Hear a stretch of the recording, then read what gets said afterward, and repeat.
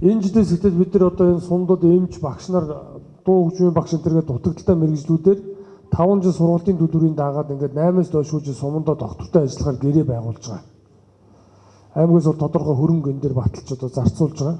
Ер нь цаашдаа яг ийм одоо суманд дутагдж байгаа нарийн мэрэгжлийн шүдний эмч, дуу хөгжмийн багш, хүүхдийн эмч гэдэг юм уу эднэрийг 5 жилийн хугацаанд сургалтын төлбөрийн 100% дагаад эсвэл 50% дагаад тэр нь даасан хэмжээнээс хамаарат хугацаа нь одоо тодорхой байгаад ингэж явах хэрэгтэй. Яг нь социалист нийгмийн үед ингээд одоо нэг эрэгтэй нэг эмэгтэй багш гэдэг юм хууль ирэхэд зохицуулдаг байсан.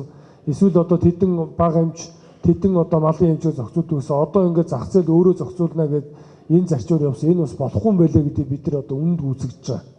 Тийм учраас бид нар зайлшгүй зохицуулт хийх хэрэгтэй байгаа. Тэгэд шүдний эмч, хүүхдийн эмчийг бол Баян улс сумд бол зайлшгүй байлгах хэрэгтэй.